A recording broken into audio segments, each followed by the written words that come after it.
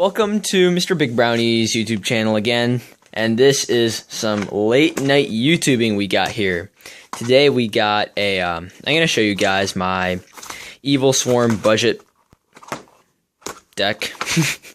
I don't know if you guys are going to like it or not, but with the whatever available funds I have, Effect Veilers and Maxis are like kind of out of the question unless I'm really willing to spend like 40 to 50 bucks for 6 cards.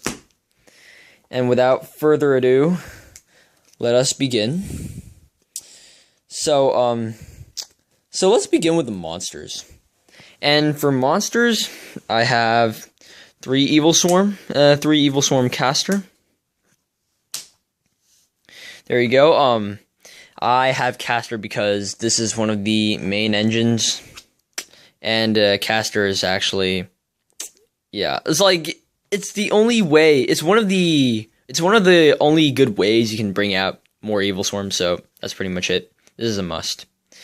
All right, next up we have 3 Thunderbird, and Thunderbird's an amazing card. Basically, it allows you to rebound. It gives you more opportunity.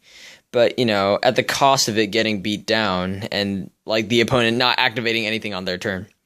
But as for that goes, this is actually a pretty decent card. It's like a beat stick once you use its effect. It's almost as if you force the opponent not to use any effects. It's kind of like a really, really, really bad Effect Veiler. And also a bit of a beat stick. So there you have it. And for the next set of monsters, we have 2 Evilswarm Karakion. Now, Karakion is actually a very good card, but the reason why I only have 2 is because if I had 3, I wouldn't want one getting, like, stuck in my hand from the beginning, and that would be terrible. Nevertheless, very good card. Will bring out any Evilswarm Exceed pretty damn fast. So, at least 2 there. Next up, I have 3 Evilswarm Mandragora. Now, Mandragora is a, it's like a cyber dragon. It's like a cyber dragon. And it's applicable in all cases. And this is, yeah, and again, this is very good. Like, can bring out Exceeds in one shot. I took 3 of these because didn't get another Karakion, but hey, special summoning. Alright, next we're going to delve in a bit more meta. So, play 1 Rescue Rabbit, and you can guess why. It's for the 3 Evilswarm Heliotrope. And, yeah, so pretty much, like, if you start it with Rabbit, it's pretty incredible. Because you don't have to waste any other cards. You can just exceed with 1 card. That's it. You don't really have to do much else. Next, we have 2 Evilswarm Salamandra, and I know people ask me why, and I say, not just because it's a beat stick, but it also allows you to manipulate the amount of dark cards in your grave, and I will show you another reason why later. But for now, I'm just gonna put these 2 in.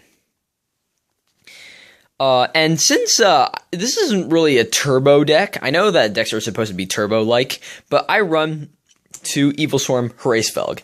Now, Hraesvelg isn't that bad. You just return, once it's a flip effect, and it returns 1 card to the field. That said, too, it has a pretty high defense, and can bounce a lot of Exceeds. It's pretty nice, actually, like for a defensive deck. So I just run 2 in there, and maybe I could exceed with 1 next turn. Alright. And then I run 1 Evilswarm Copelia. Now, I know that I'm not supposed to run Copelia at all, but if they have something like Star Eater, if they have something like Star Eater, like, I would definitely need to pull this out and trump them. And then maybe tribute something. You know, because can't run risk. Can't run risks, and this combos pretty well with Karakion. I thought, like, I didn't want all of the Karakion's effects to go to waste, so that's why I got a Copelia. Now we're gonna run 2 Tour Guide, because Tour Guide comboing with Leviair is it's a pretty nice combo. You can get back Rescue Rabbit and then make another Exceeds again. Like, as long as you used Carry Keon to rebound some of your Evilswarms. Some Evilswarm Heliotrope. But then again, like, you can also use this for Zen mains. Like, I'm just throwing it in there because I do have it. And finally, Dark Arm Dragon. Now, Dark Arm Dragon, I run it because of Salamandra. Like, if there's too many Darks, then I can special summon my dad and just blow up everyone. Good card. Now we're going to move on to spells. Now, of course, it's a given that there's 3 Infestation Pandemics. This card is broken. You need 3 of these, and unless you don't, expect to be Mirror Forced, Dimension, whatevered, and die. Next, I run 2 MSTs. This is like the staple. You need this. I run 1 Forbidden Dress. I know you're supposed to run 2 or 3, but I only had 1. It's frustrating. It's a really nice card. Combos really well. Then I run Allure of Darkness for some draw power. Like, I don't need all that Mandragora in my hand, or I don't need all that Salamander in my hand unless I can get rid of it. I get Reinforcement of the Army. I get a Rhoda for Caster. So then I have a Dark Hole. Look at this beat up Dark Hole. This is what you call a real budget deck. Now we're going to move on to the traps. I run 1 Infestation Infection. This lets you search out a bunch of crap and ultimately gives you the right thing when you need it. So it's good. That's all I have to, I guess that's all I have to say. I mean, like, if, for example, if you already have a Infestation like Pandemic, then you don't need it anymore. You can just set it, and next turn you can get it the next turn. You just set this, and that's fine. And then you get to search even more. And then I run 1 Infestation Terminus.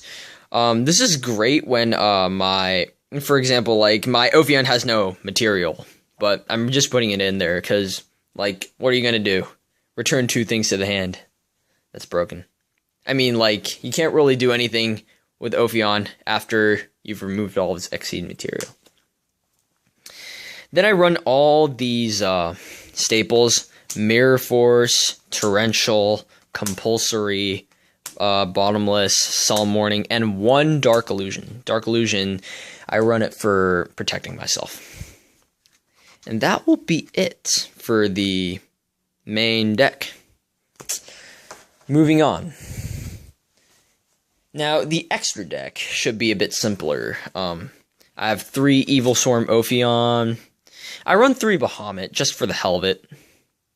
And to show you guys closely of the beautiful artwork. I mean, I'm thinking of trading a Bahamut away, but in the end, you know, I know, just having 3 and 3 looks good. I'm a horrible deck maker. Then I run 1 Nightmare. I rarely use Nightmare unless I run out of Ophion in one of those rare cases. Then I might have to use this. I might. And beforehand, like, I run 1 Thanatos. This is like an Effect Veiler beat stick, but doesn't really protect anything else. Well, I guess, like, if you have Ophion and Thanatos on the field, then you just attack with Thanatos, and then, you know, it just screws everything over. Then I run, oh, never mind, I ran 2. I'm such a genius. I run 1 Tin Archduke. I don't know why, but, you know, just for survivability and, finding other ways to remove a pesky Evigishki ZL Gigas from the field, if you know what I mean. I run 1 Evilswarm Ouroboros. This card is damn good. I think this is applicable anywhere. This card is really nice. Just saves you whenever you need it. And then for the rest, I run 1 Gaga Cowboy and number 32 Shark Drake. And I'm missing 2 more Exceed monsters, but I'll fill that in. For the side deck, there are only 4 cards. It's that bad.